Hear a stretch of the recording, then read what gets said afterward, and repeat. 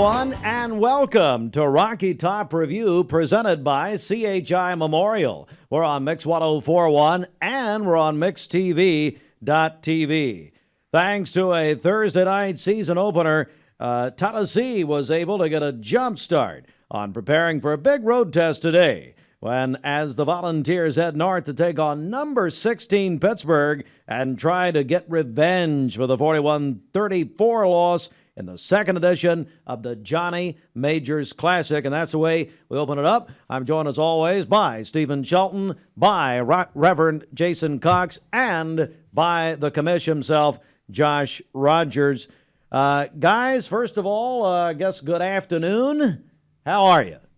Good. Anytime we come off a season opening win, going into Pitt is a good week. This is just a big week for us. I didn't hear you say great season opening win. I don't think it was great. Much like your first commission meeting, from what I understand. Well, here we go. Pass. That's all I kept hearing last night. Pass. Anyway, whatever. Shelton, I want to get a little serious here. Yeah. Tennessee goes to Pittsburgh. You guys have all been talking about this game going in. Yeah, I think this is, when you look at this game in Florida, I think these are the two that's going to separate Tennessee from having a great season and a mediocre season. This is a must-win, and I hate to say that in week 2, but it's a must-win. We can't drop this game again to Pitt. It's a lot of history between these two schools, linked all with Johnny Majors, of course. But I just thought that Tennessee offensively came out, was very, very vanilla last week against Ball State. Defense did not tackle well. Again, I know they don't try to show a lot of things, but you don't have to show a lot of things and tackle. And so that was the kind of the disappointing part of that. Ball State ended up with 4.9 yards per offensive play, and that's unacceptable. It's just unacceptable when you're talking about an SEC school like Tennessee that's supposed to be a lot better defensively. They really didn't show it last Thursday night. As we recap the Ball State game, Jason, what stuck out to you? Well, I don't think we learned much about Tennessee. I mean, they took care of business. They did what they were supposed to do. But I don't think I know any more about this Tennessee team than what I did a week ago today. We're going to know more after Pittsburgh, and I guess we'll get to Pittsburgh and talk more about that in a minute. But I think Tennessee did what they needed to. They were very vanilla. They played passionless after probably the second quarter or so. I understand that, but Ball State, that they're back-to-back bowl seasons coming into that game. Again, they were a quality opponent. Tennessee put it to them. I mean, 14-0, 2 minutes into the game. Is that about right? Yep. But again, they did what they were supposed to. I don't know if we're any better or any less than we were last year, but we're gonna know that real soon. Josh, what about it? Yeah, so Tennessee, I mean, for all intents and purposes, played a pretty decent game against Ball State for their first opening game of the year. The issue that I have is kind of the same issue that Shelton has is really with Tennessee's defense. 269 pass yards given up, 74 rush yards. Now, 74 rush yards, last week we talked about how great their running back was for Ball State, how experienced their offensive line was. And so the front 8 for Tennessee is actually, they showed a lot of strength. They showed a lot of heart, and they played really great ball. My issue is with the secondary and the safeties and the corners and really giving up too many yards passing. The other issue for Tennessee is that you better hope that Hendon Hooker doesn't get hurt, because Hendon Hooker is one of the most legit quarterbacks in the NCAA this year. Behind him, Joe Milton, this Tennessee offense, I think, honestly would unravel. I don't think there's a person – I mean – maybe Dale Murphy might be able to catch a ball from Joe Milton, but that's about the only person in the world who could catch a fastball from Joe Milton. And that's a problem for Tennessee going forward, because he will play in some games, and he has to learn to control, and that's really why he lost his start last year. But going forward for this Tennessee offense, it's really going to be about those receivers and how far Hendon Hooker can take this team this year. First of all, it's not maybe Dale Murphy can do anything. He's the greatest player of all time. But besides the point, in any sport that he's ever played, Milton missed wide open tight end in the end zone. He has no touch. Now, if you want to go out patterns, Milton's great. He throws it right on the dime. You can't ask for anything more than what he does. athletic, but he's right. Hendon Hooker is really the spark plug of this offense. When you start looking at the way he spread the ball around, Cedric Tillman had 6 catches, Jimmy Holiday had 4, Keaton had 4, Brew McCoy had 3. Each one of these guys, we didn't have one receiver that was under 10 yards per catch. That's strong. Running the ball. I tell you, I thought Jalen Wright, Jason Cox, come in and, man, he runs hard. He does run hard. He's a young guy. He's a sophomore this year, and he's fast. Coming out of high school, he was lightning bolt fast. He's put on some weight. All the running backs that are coming back have put on weight. They're calling it their body armor. They're putting on weight up there, but they're not losing speed. So the running backs really performed well. I think Jabari Small, and we'll get to Pitt again, but I think he's going to have a coming out party this week against Pittsburgh, and I look forward to that. They've been raving about him in Knoxville throughout the preseason. So. I look forward to these young guys continuing to develop at the running back position because, everybody says, man, Heupel throws the ball. It's an air raid offense, but it is very, very balanced. I mean, they were showing the stat last week on the TV. I mean, it's almost 50% pass, 50% run. So Tennessee's got to be able to run the ball to do what they want to do in the air. And here's the thing with Ball State and Tennessee game. Really, it wasn't really that great of a test to really see how Tennessee's offense this year will perform against the Georgias, the Kentuckys, the Floridas, and that. But Tennessee's offense is probably one of the fastest offenses that we've seen in years. I mean, they look like the Oregon of old. How fast. I mean, I just remember watching Oregon years ago, and they were so fast and they moved with such speed.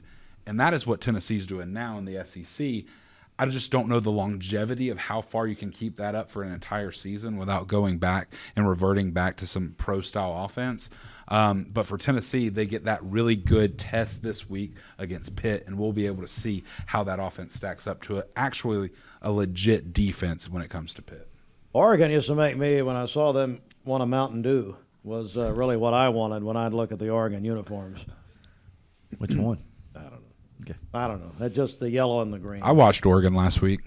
Didn't want to make me have a Mountain Dew, but made you want to have another championship, I think. I think so too.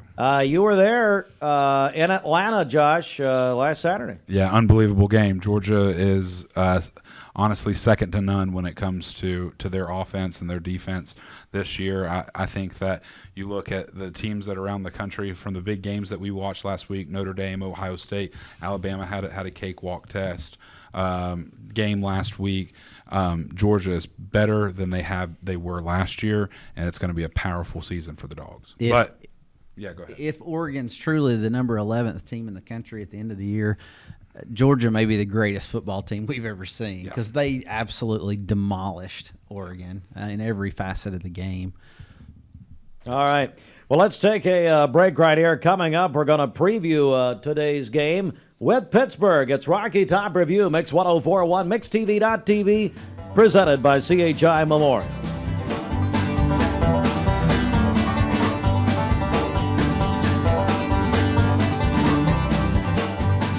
Welcome back, everyone. It's Rocky Top Review, presented by CHI Memorial on Mix 104.1 and MixTV.tv. We're counting down to kickoff, Tennessee at Pittsburgh. And Shelton, as I said earlier, a lot of UT fans have been pointing to today's game. Yeah, I mean, it is. This is really, you win this game, you're 3-0 going into Florida.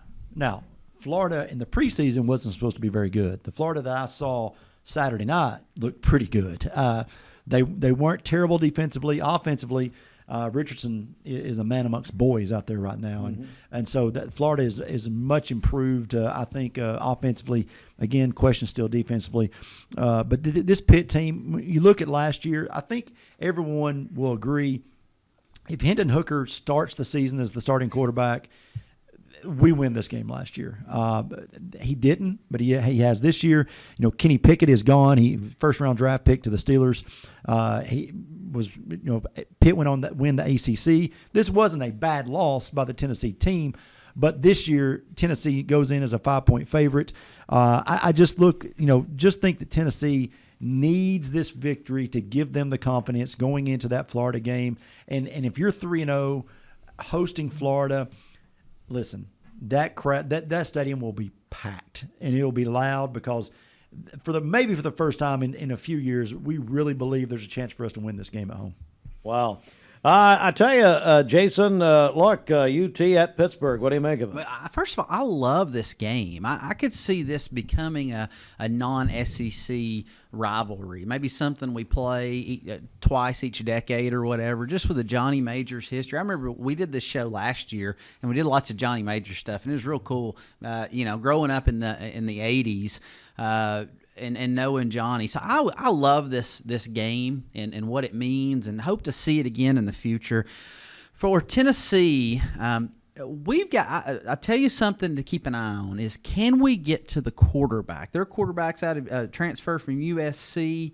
What is his name? Caden Slavich. I may have butchered that name, but he's got some talent.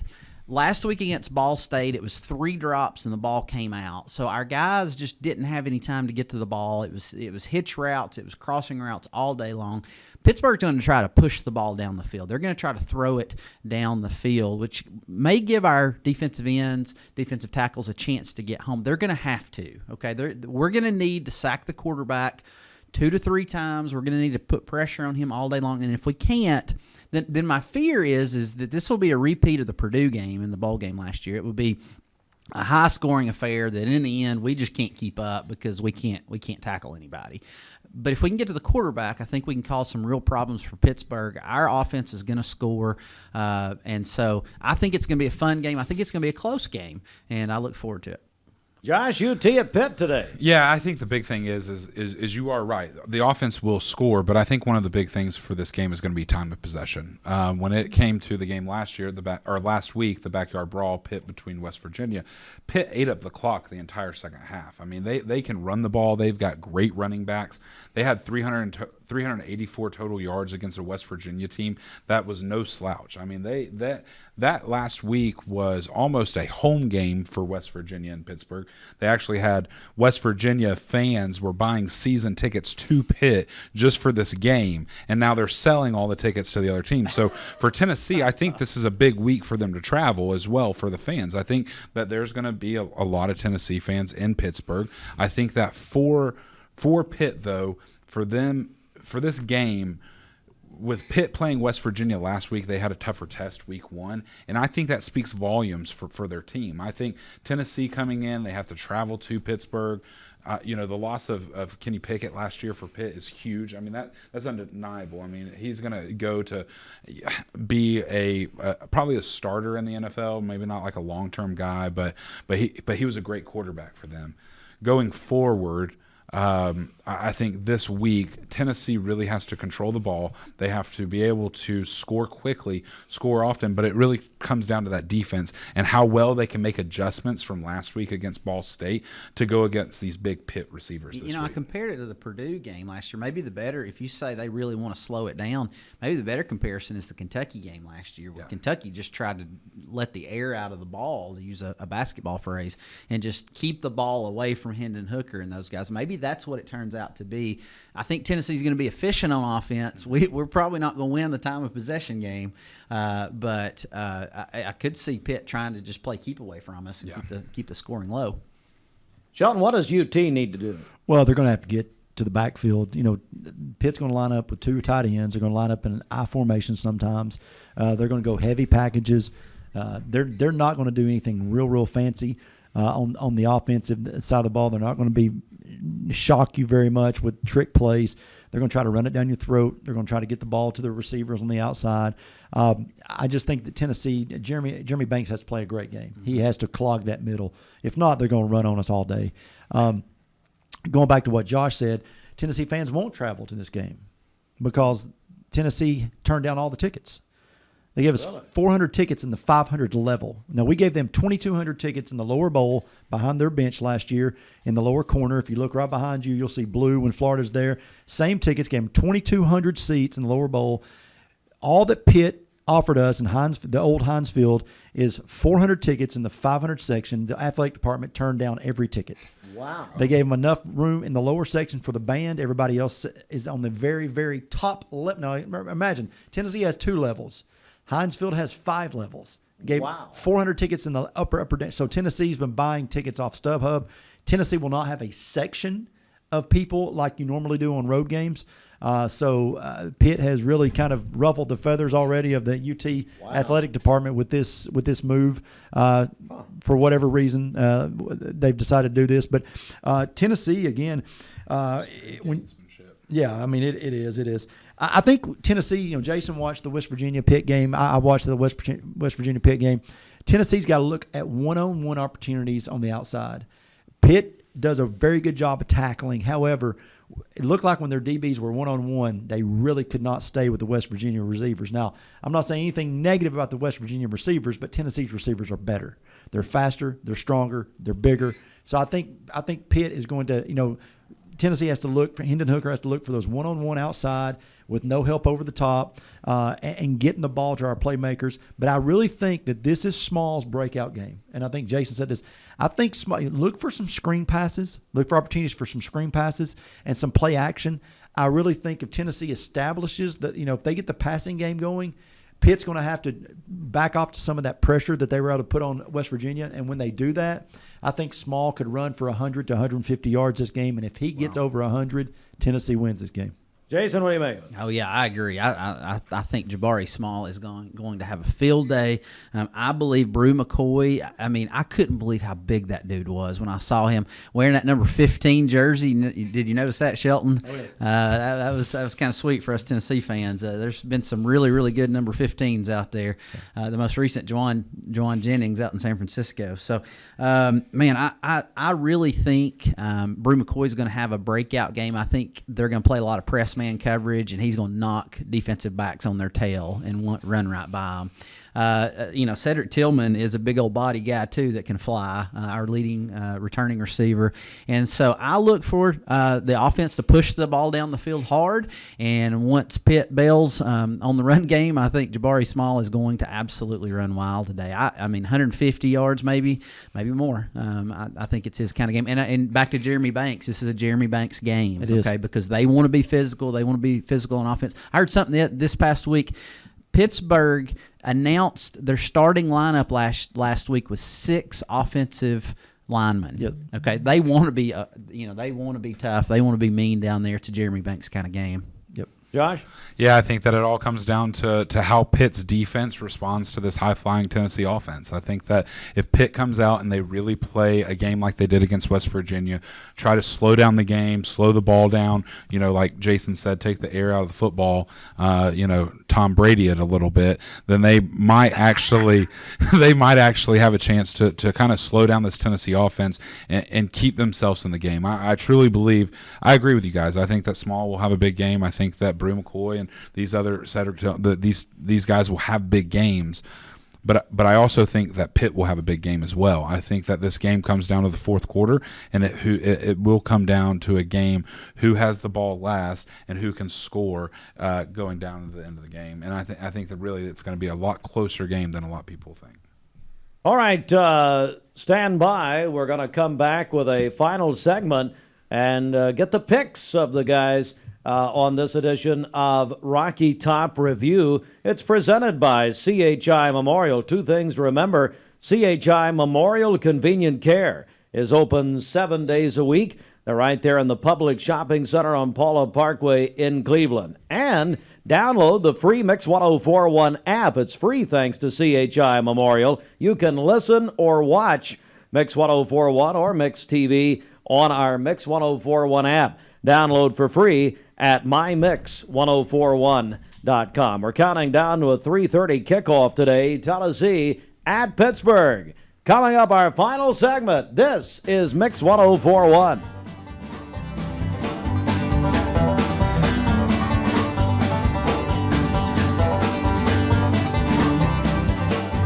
Back to Rocky Top Review presented by CHI Memorial, Mix 1041 and MixTV.tv. Time to make some picks, and the big non-conference game of this, really the second full weekend of the season, is in Texas. Number 1, Alabama at an unranked Texas. I want to begin with Josh Rogers because I noticed Steve Sarkisian's already lowering expectation. That game actually is probably in progress, start at noon. Yeah, and I think that this can honestly be a really good game. Anytime you play football in Texas, I mean, the fans come out, the stadium's wild. I mean, anything really can happen. I think this gives kind of Texas's first really good look at what SEC football is going to be like for them. With this game, I think that it is closer than what people think, but I just think Alabama's too good of a team to go to Texas and lose. John, what do you think? Well, much like Brian Kelly, who is the first person to hit my hot seat in the 2022 season, he'll be wanting to call Notre Dame at the end of the season. After this game, Texas will be calling the Big 12 back, asking if they could maybe get that Dear John letter back. Alabama goes down and wins by 3 touchdowns. Whoa, Jason Cox. Yeah, I don't think it's much of a game either. You give Nick Saban, time to prepare for a game like this, and he's been preparing. I don't have any doubt that he's been looking at this game, had this one circled for a while, and I just think Alabama's going to be way too much for Texas. And again, welcome to the SEC, Longhorns. All right, South Carolina, they're another noon game, plays at number 18 Arkansas, and they got a big win in their first week. That's a noon game. It's over on ESPN at Fayetteville. Let's begin with Jason Cox. Well, if you notice, Shane Beamer threw a little bit of shade at Tennessee last week when he came off the field after beating App State. No, it was Georgia State, excuse me. And he made a comment about how, not all SEC teams have the feeling they do right now when they play Georgia State. And so those Gamecocks, they're flying real high right now. They're real proud of themselves. They're real proud of their program. They're making fun little videos with their coaches and all that stuff. But this Arkansas team's tough. They're good, and they have to go to Fayetteville. I think Arkansas puts it on them. The Gamecocks come back down to earth a little bit. They get a taste of what they really are, and Arkansas rolls in this one. What about it, Joshua? Yeah, so South Carolina, Shane Beamer, legacy kind of coach there with his dad, Virginia Tech for forever, and a great coach, great young coach for the SEC. Sam Pittman, Arkansas, former Georgia guy. Last week after the game, Sam Pittman was asked what he was going to do after this, and he said he was going to have a nice cold beer after the game. So I'm going with Sam Pittman and his cold beer after the game. Oh, Shelton. Well, Tennessee was known for years during the Butch Jones era for being the most hyped and overrated team in the SEC. Well, thanks to Coach Beamer, that's no longer the case. South Carolina is miserable. They're a good show, but all they're going to do is crow or whatever they do over there. I think Arkansas goes in easily. I think you saw last week when they beat Cincinnati, game that I thought Cincinnati was going to win. Arkansas is legit. South Carolina, they get to 6 wins this year. That'll be a great year for Coach Beamer. Just build it brick by brick. Yep. Appy State, Appalachian State at number 6, Texas A&M. Boy, what a game they came out of with UNC. Shelton, they're going to play. They're playing also at 3:30 on ESPN2 at College Station. I mean, when you've got Mac Brown dancing in the locker room with his team after they gave up 60+ to escape with a victory, listen, if Appy State had one player that could tackle, they win that game. Absolutely. They're good. Offensively, they're good. Now, going to Texas A&M is a little different than playing in Boone, North Carolina in front of your home crowd. I think they go down. I think they may hang with Texas A&M for a while, but I think the Aggies are just too good this year. Give me a Texas A&M by a touchdown. Josh, what about it? Oh, don't forget, App State, they're giant killers, right? I mean, they beat Michigan years ago in that big game, and so for them to go to Texas A&M, have to fly out there and do all that as a young team from Boone that doesn't have a whole lot of money. I just don't think that they have enough players to compete with the $1 billion salary that Texas A&M has to be able to pay all their players to come and play at Texas A&M, because who in the world would want to go play there? And so Texas A&M wins because they have more money and more players because they get paid more than anyone else. Are you talking about NIL? Yeah, it's okay? Ridiculous. Our man Dale Jones is back at App State now, coaching. I believe he's coaching. He's defensive coordinator. Defensive coordinator. Okay, and so hope the best for Dale, good Bradley boy, and so I hope that they can go put on a good show. I think they will. I think they'll go and challenge Texas A&M. But at the end of the day, there's so much talent on that Texas A&M roster. If Appy State can take it into the second half, maybe even into the fourth quarter as a close game. That's huge for them. But in the end, Texas A&M is just too much. It's a top 25 matchup tonight. Number 21 Kentucky at number 15 Florida. That's a 7 o'clock game in Gainesville on ESPN. Commish, what about it? Kentucky, because I don't pick Florida. And Reverend. Well, Shelton mentioned Anthony Richardson a while ago. I mean, he kind of looks like the second coming of Cam Newton. So we'll see. We'll know after this week. Kentucky's going to hit him in the mouth hard all game long. See if they can slow him down. If not, Florida may be tough this year. I'm going to pick Florida in this game only because Kentucky's got several guys that are either suspended or hurt coming into this game, one of which is their stud running back, and who knows when he'll be back. But so I'm going to take Florida in this game, and I'm keeping my eye on Anthony Richardson. All right, Shelton. Florida, as of late Thursday, did not have a running back for this game. All three running backs have been either suspended or unavailable. That could change by game time. I am a believer in the team from Gainesville at this point. I've watched that entire game. I'm not going to pick Kentucky, so I'm going to say the other team wins. I really think that this places them. I think it places them in a good position to compete for the East. If the way they played, again, is Utah that good? Who knows? We always talk about USC is good, they get smoked. Oregon's that good, they get smoked. Utah's great, they get smoked. So I really don't know if anybody west of the Mississippi is really that good to begin with. So you're picking Florida? But the team from Gainesville played really, really well. What a shame I think you are. I really think that team from Gainesville beats Kentucky. All right, it's a game we're looking forward to. Tennessee at Pittsburgh, or at Pitt. Tennessee comes in number 24, ranked in the top 25 poll. They're at the all-new Acrisure Stadium. I know it has a ring to it, doesn't it? It's a mortgage company out of Detroit. Anyway, and they did the rights deal by about 10 times the price that Hines was paying. 3:30 today here, Mix 104.1, presented by TVFCU. Jason Cox, will start with you. I think over the last 15 years, when Tennessee has just been wandering through the wilderness, trying to figure out who they are, we got to where, we couldn't beat anybody that mattered. And now we kind of climbed our way back to where we're beating the South Carolinas and Kentuckys of the world, but we're not yet beating the Floridas and Pittsburghs of the world. This is a great opportunity for this program to take a step forward back to national prominence. So will it happen? I don't know. I'm going to pick Tennessee in a close one. I think it's going to be a shootout. If you're not a fan of either team, it'll be entertaining.